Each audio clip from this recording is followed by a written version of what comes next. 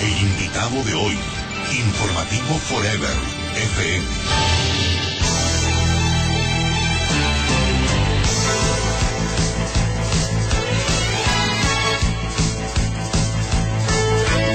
De la mañana, 18 minutos, estamos en Radio Forever 92.5, hoy día lunes 26 de diciembre del 2011, en esta semana en la que siempre es digno y necesario además de reflexionar, ver qué hemos hecho bien los ecuatorianos, qué hemos hecho mal los ecuatorianos para que este país realmente se desarrolle.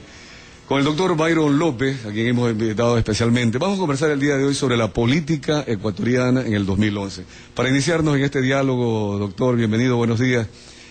¿Cómo evalúa usted el 2011 en materia política? Bienvenido, buenos días. Gracias por la invitación. Un cordial saludo a la gente que me escucha y a ustedes, un saludo muy fraterno, como motivo de Navidad, que ya pasó. Así es. El próximo año que va a venir. Muchas gracias, doctor. Igualmente para usted. En relación con la pregunta que usted formula, pues habría que hacer una serie de consideraciones, porque no todo es malo y todo es bueno. Todo tiene como una medalla, dos caras, lo bueno y lo malo.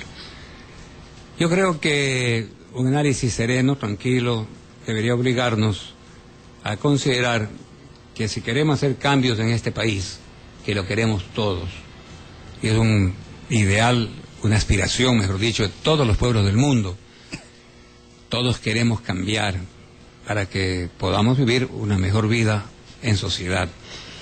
Si se quiere ir a un cambio como el que se pretende por parte del pueblo del Ecuador, yo creo que las cosas tienen que hacerse con bastante seriedad. ¿Qué quiere decir con esto? Es un proyecto que hay en el país de cambiar. Y siempre decía yo, cuando me hacían este tipo de preguntas, que el Ecuador se ha caracterizado por tener proyectos, pero no siempre ha tenido procesos, que no es lo mismo. Entonces, si usted tiene un proyecto A, debe elaborar los procesos o los pasos que deben darse para llegar a la culminación de ese proyecto. Y esos procesos deben ser dados con absoluta lentitud, pero con firmeza, pensando en el mañana y no teniendo que pensar que se hizo mal para regresar al ayer. Eso es una cosa muy grave que hemos vivido los ecuatorianos y muchos pueblos del mundo a lo largo de la historia. La precipitación trae cansancio, dicen.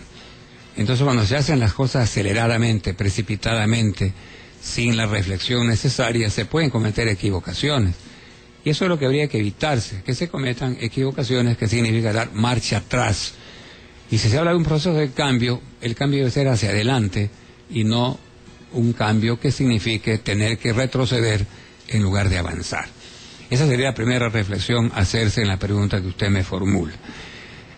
En lo tocante que sí hay cosas buenas y malas, por ejemplo, es innegable que hay un cambio en el país en el aspecto vial, por ejemplo. Las carreteras del país son buenas, he viajado por algunas de estas carreteras, existe un cambio en ese sentido positivo. La inquietante pregunta es si esas carreteras que están siendo construidas permiten el desarrollo económico del país, porque quienes están hablando en otro lenguaje sostienen que no existen vías de penetración hacia los centros de producción, y entonces se encuentran con grandes vías, grandes carreteras, pero que no tienen acceso a las granjas agrícolas, a la hacienda, a los centros de producción, lo que significa una merma en sacar esos productos al mercado. Por ejemplo, es una interesante observación. Por eso en otras partes se ha pensado que junto con la carretera principal, llamémoslo así, tiene que haber vías que conduzcan a los centros de producción, y es en definitiva donde sale la riqueza de un país. En el aspecto que yo veo un poco confundido es en el análisis que voy a hacer, por ejemplo, empezando por la Asamblea Nacional. La Asamblea tiene un compromiso muy serio con Ecuador y una deuda muy seria. No supo fiscalizar y tampoco supo legislar como debe ser. No ha habido a lo largo de estos números de años que tenemos vigente el sistema actual una fiscalización profunda, seria por parte de la Asamblea. Y eso es lo que se está en este momento intentando reformar la ley del régimen legislativo para ver si se puede ir a una verdadera fiscalización. Esto de fiscalizar no es molestar al que gobierna. La fiscalización es con el objeto de enderezar oportunamente, en ciertos casos, los procedimientos que puedan conducir más adelante a algo que puede ser perjudicial para el Estado. Cuando se va a fiscalizar con el propósito de molestar, eso no es fiscalizar. Cuando se va a fiscalizar con el propósito de rectificar, de enderezar entuertos, esa es una verdadera fiscalización. Y el funcionario público no debe temerle a la fiscalización si es que está actuando en debida forma. Y la Asamblea tiene ese déficit en su haber, que no ha sabido, no efectuó una fiscalización seria en el Ecuador. Doctor, pero antes, yo le pediría, antes de llegar a los detalles, en este caso de la Asamblea, las obras públicas, es la política, la manera de hacer política del actual gobierno, el liderazgo del presidente Rafael Correa. En el año 2011 había la aspiración de llegar al consenso de alguna manera, establecer un poquito el equilibrio de los poderes, que hemos visto que no ha sido así. Se hizo una consulta popular en el mes de mayo, supuestamente para corregir algunos temas de la violencia, por ejemplo, lo que es la inseguridad. Creo que todavía eso está pendiente, el hecho de estar reestructurando la función judicial, porque el presidente incluyó otras preguntas allí. La política ecuatoriana en el 2011. Es decir, yo creo que es una pregunta que tiene ya su propia respuesta de manera implícita. No ha progresado, pero esta es la evaluación, coincidimos con usted, en que la política ecuatoriana sigue siendo inmadura, sigue siendo del conflicto y no del consenso. Siempre se dijo que se iba a hacer ahora, que no se iba a hacer ahora lo que hicieron los de siempre. Se dijo en mil ocasiones. Y el país creyó y estuvo convencido que esto iba a ser así.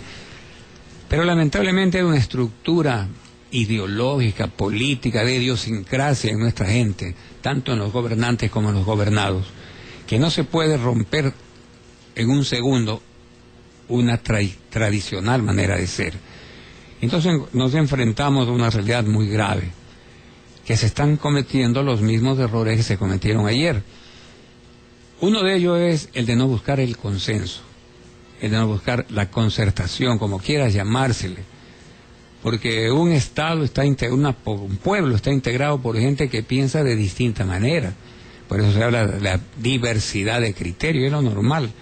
En un sistema democrático tiene que imponerse el consenso. No todos estamos de acuerdo con unas líneas, puede haber minorías que piensen mejor que las mayorías. Un tratadista decía que la mayoría no siempre tiene la razón, que la mayoría tiene a veces el número, pero que la razón la tiene la minoría. Y entonces, ¿por qué desoír o desgastar frases contra las minorías? Si lo que debe buscarse es consenso, y eso se logra, por ejemplo, en una Asamblea Nacional, en donde definitivamente están representados todos los sectores populares, ideológicos y políticos de un Estado.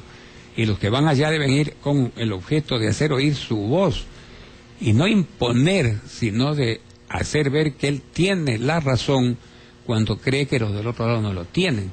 Esa es una gestión que demanda un poco de tiempo, porque hay necesidad de cambiar la estructura cultural. Si llegamos a la Asamblea Nacional, por ejemplo, llegan con el propósito exclusivamente de ver en una sola dirección y no abrir el panorama para ver lo de que está a su lado o más distante de sus narices, entonces se estrellan contra una realidad que a la larga es perjudicial para el país. Estamos viendo, por ejemplo, cómo en el mundo tan conflictivo de este instante en que vivimos, se buscan los consensos. En Europa, por ejemplo, usted ve la dura pelea que hay entre el Partido Popular y el Partido Socialista en España. Y sin embargo, han habido momentos de entendimiento de los sectores, porque han comprendido que es necesario unirse todos, porque el problema es de todos. Así es.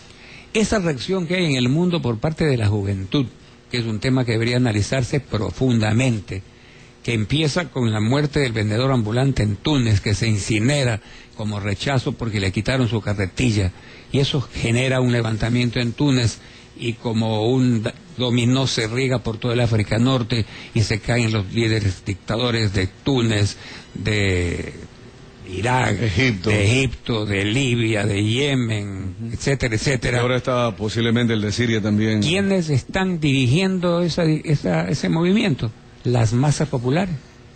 No hay líderes. Pero ¿quiénes son? Los jóvenes, que están cansados de este sistema permanente en el mundo, que el partido A sube y ofrece lo que no ofreció el B. Y cuando se va el A, viene el B a desbaratar lo poco que hizo el A y a querer ofrecer lo que no hizo el B. Es una permanente, el corsi recorsi, el que se habla en filosofía del derecho. Así es. El corsi recorsi. Vivimos nosotros, de democracia en dictadura, democracia en dictadura, así vivimos. ¿No es cierto? Entonces es necesario analizar lo que está pasando en el mundo con la juventud. Que no solamente de África, es de Estados Unidos, en los de Wall Street, en España los acampados, a tal extremo que está considerado el personaje del año, una revista seria. El protestante no le llaman protestantes, los manifestantes. Los indignados, los acampados, los cabreados, cualquiera de estos nombres, gente que están cansados de estos sistemas.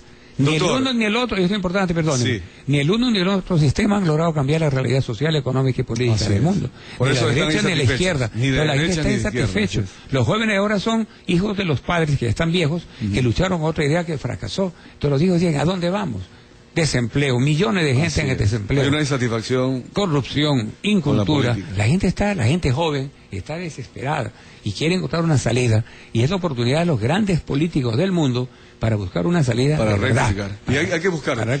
Doctor Byron López, dentro de lo que es necesario para que un país salga adelante, y la política, querramos o no, es la que maneja la economía y la maneja también los resultados sociales, porque tiene ese poder político que el pueblo le da en las urnas, de tal manera que siempre los políticos serán los que decidan el destino del bien común o el bien general o el fracaso de todos, ¿no?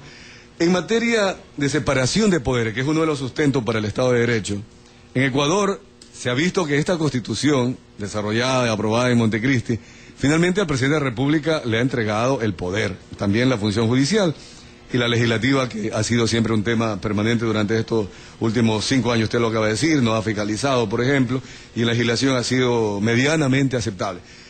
En el tema de separación de poderes, el pueblo ecuatoriano ha confiado en el presidente de la República. Es, de alguna manera, para mantener la esperanza de que el presidente sabrá manejar adecuadamente en el 2012, 2013, cuando él está diciendo que esta ley orgánica de función legislativa que la van a rectificar, a reformar para recuperar la función fiscalizadora, él ya la va a vetar y prácticamente la va a anular. Doctor, separación de poderes, sabemos que ya no ha existido en el Ecuador. ¿Le conviene seguir así al Ecuador? Si queremos hablar de un Estado de Derecho, como se llama de derecho de garantías constitucionales, es indispensable que rija la división de poderes. La concentración de poder en una sola mano, cualquiera que sea la persona que lo quiera manejar, es perjudicial. Tiene un valor momentáneo, pero eso es superado por el tiempo. No puede ser posible que habiendo un poder legislativo, judicial, ejecutivo, una sola persona quiera manejar los tres. Tiene que haber un entendimiento claro para comprender que esa política no lleva a nada. Y tanto el uno como el otro, el Poder Legislativo también está en la obligación de rescatar ese poder que se le está quitando. Y por otro lado entenderse que no puede ser manejado un país por una sola persona en esa forma que se lo quiere.